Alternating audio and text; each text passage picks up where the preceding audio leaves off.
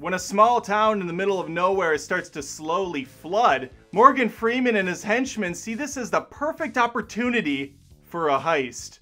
Yes, that's the description of a real movie called Hard Rain starring Christian Slater. No one even talked about this film when it came out, so here it is on the channel. Subscribe. The late 90s were not kind to Christian Slater. He had a string of action films that didn't seem to land at the box office, and then he kind of slipped away until years later when he would eventually have a resurgence. But I always liked the guy and I found him kind of charming, especially here in Hard Rain, and a previous movie he did called Broken Arrow, which I freaking love. I'll talk about that at some point too on the channel. So subscribe again for random 90s nostalgia films. When you think actors who play villains, I would assume Morgan Freeman's probably last or pretty low on your list, because usually he plays the good guys, the man of wisdom, God himself. He's just a good dude in these films. He's Red. I mean, come on. How do you beat him? But damn it if he isn't an awesome villain too. The 90s was chock full of movies where they take a basic premise like a hostage situation or a bank robbery and they wrap it around some sort of a natural disaster or a crazy event. Whether it's a hijacked plane or a volcano exploding in the middle of downtown LA, or in this case, a town flooding while some bad guys go in to reap the rewards. Christian Slater plays Tom. Yeah. There's like 9,000 movies where the main character's name is either Tom or John or something incredibly basic that audiences could quickly identify. He and his partner operate the armored truck that transfers large sums of money from bank to, I don't know where money goes, the government. It doesn't take long though for Tom and his partner to get into deep water. They're in over their head as their vehicle splashes down in a massive pothole filled with, you guessed it, hard rain. I don't know what Hard Rain is. Such a stupid title. This film, along with pretty much everything after Die Hard, does the Die Hard playbook. You have that music that's like dun dun dun dun dun, bum bum bum bum. You got the villain who's charismatic, kind of eccentric, and you're not quite sure if you should like the guy at the end of the day or hate him. I mean, Hans Gruber was an asshole, but also, God, he was kind of cool, wasn't he? The same goes for Morgan Freeman, and he says this over and over again. Hey, we just want the money. That's all. He doesn't want to kill anyone. He doesn't want to cause a fuss. Just wants to get in and out with a payday and ride off into the sunset on a crappy boat in the middle of a freaking rainstorm. So now that Tom is up a creek without a paddle, it's the perfect opportunity for Jim, who's Morgan Freeman's character, to strike. I just want to point out Jim rocks a badass hat. I love that cowboy hat. Really good stuff. To make matters worse though, not only is there a torrential rain pouring this entire film, but there's a dam that's on its final levee. And once that thing breaks, this little town thing is going bye-bye.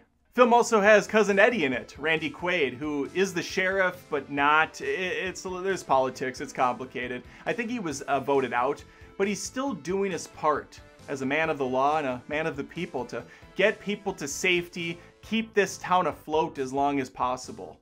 Because it follows the Die Hard playbook to a T, there's double crosses, there's guys that you think are dead but aren't because the final boss never dies that quickly, and there's some larger than life scenarios, such as jet skis going through schools. One of my favorite shots is one of the bad guys cruising on a jet ski through the school. He's just really focused, and without even hesitating, he just dodges to the left or the right as a light bulb goes by. Just doesn't even miss a beat on it. I wish I was as cool as that guy. I mean, I'm still alive though. He died hard. In Hard Rain. Had to have hard in the title, right? The other standout is Betty White as Doreen, essentially playing the same exact character she did in Lake Placid. It's probably the same character. Doreen's in both, for all I know. I love Betty White as this uptight bitch. She's so good at it. Refusing to leave her house, setting bear traps to keep people from burglarizing her crappy place. She's just a spitfire in this thing that both the villains and the heroes can't stand. Unfortunately, with all the pros, there is a con, and that's Minnie Driver. We had to have a love story because, again, it's a 90s staple. You gotta have a love story in here. I'm sorry, I know Minnie Driver was like the it girl at one point. I never got the appeal. She just did nothing for me, both sexually or as an actress. I can't think of a single role where I was like, yes, Minnie Driver's in this. That's a day one. And here she's kind of unbearable. She's pretty obnoxious. Really cares about getting those stained glass windows to safety that she's, procuring or whatever, remastering. And there's kind of a rapey scene later on where one of the villains gets her in a very precarious situation, handcuffs her to a railing, and I'm like, whoa, this took a dark turn I was not expecting. Thankfully, it doesn't go very far before she eventually escapes, but it was a little uncomfortable. I watched it with my 10-year-old son and 13-year-old daughter, and I knew there was nothing really bad in it, but that was a moment where I was like, oof, we need to move on from this. And they do. I think it's a safe watch for the whole family, as long as you let your kids watch, gratuitous violence and whatnot, like I do, because I'm a good parent. That railing sequence, though, is shot really well. I love how they go creative with this movie. She's handcuffed to this railing, cannot get out, so she starts sliding up the steps, loosening some of the different screws so she can pop it and go further up while the water is rising. So it's like going up.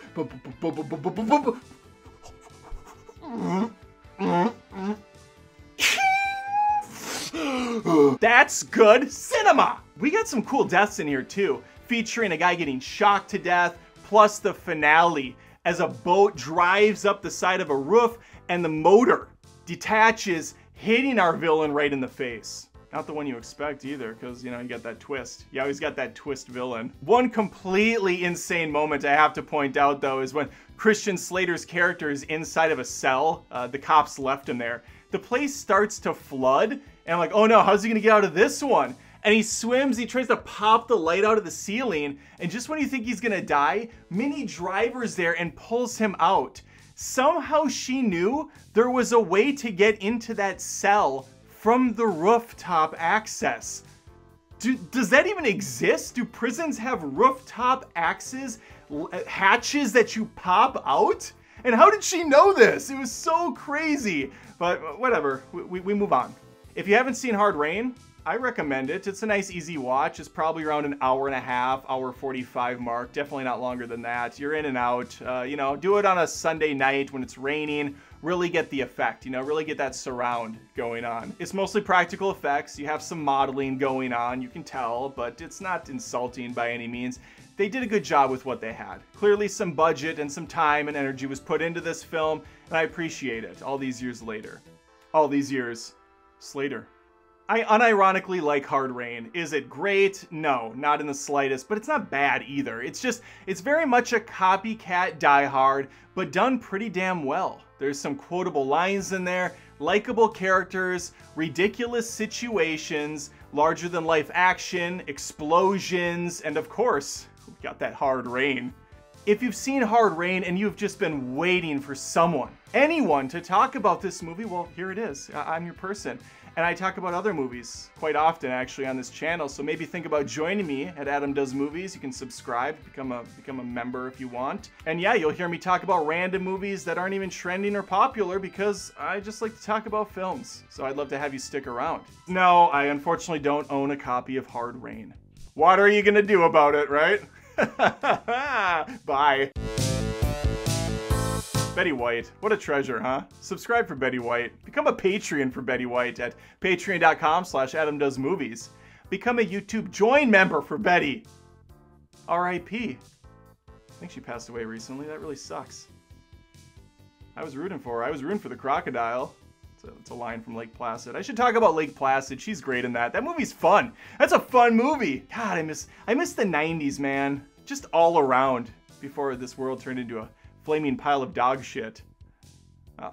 Bye.